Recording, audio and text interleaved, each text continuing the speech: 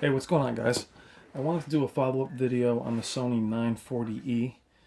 I'm getting a lot of requests for a little bit more information on the Sony 940E, as well as the Sony 930E, and as well as my thoughts on the OLEDs.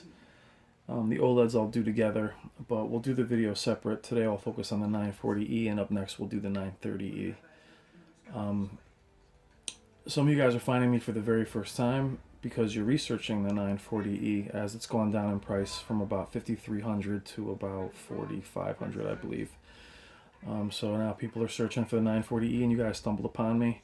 So I want to do another follow-up video to it because you guys are watching my previous videos on its slow pixel response, and you're kind of wanting me to reiterate how bad is it, and is the TV worth buying. So aside from gaming right now, let's just talk about the TV's picture quality. The 940E is a 75-inch full array, very high peak brightness, excellent HDR performance. It supports HDR10. It'll also support Dolby Vision later this year, along with the rest of Sony's high-end line, being the 930E, the Sony OLED, and the Z9D will all be upgraded. So if you need both formats, that's a plus for you, especially if you are a movie watcher and you're a streamer. You're somebody who streams, Amazon, and a lot of people are cutting cable these days, so their smart features are pretty important. This TV has, like I said, amazing picture quality. I believe it's flagship picture quality.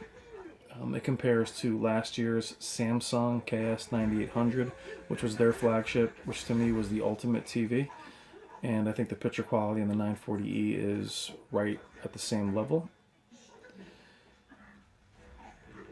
And overall is a very good buy. At 75 inches at $5,000 was worth it.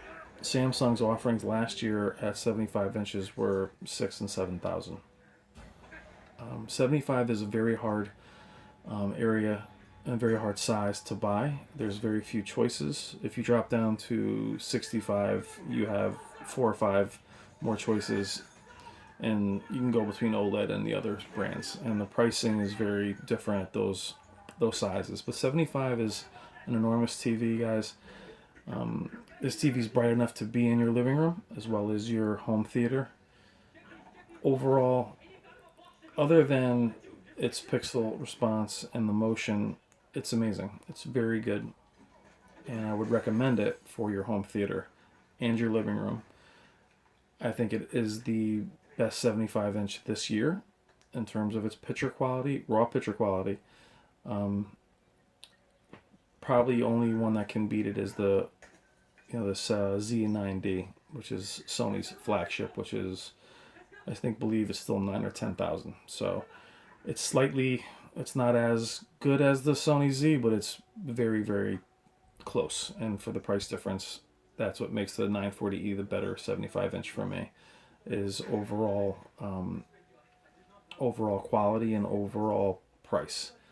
Now, when I returned the last 940E, some people have asked me if cost was an issue. Guys, I was willing to spend whatever it took last year and this year to get the TV I wanted.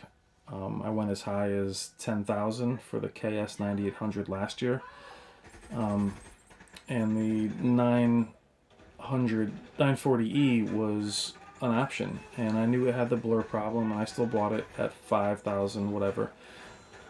If I knew that the Sony Z9D didn't have the blur, and if I thought that TV was perfect, I would have bought that one. Instead, I ended up with the Sony 900E, which is the best all-around TV this year, very similar to last year's KS8000. But the 940E, guys, is a fantastic display. Great home theater display for movies and streaming. For games, if you're somebody who games casually, 20%, you play here and there, then don't be afraid of it. It does perform well.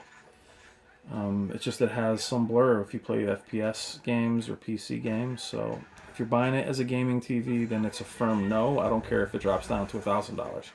But if you're buying it primarily as a home theater display for movies, then 940E is excellent. You shouldn't hesitate in buying it. Take it home, try it out. Thank you for all your questions and comments, and I'll talk to you soon. 940E. Thank you.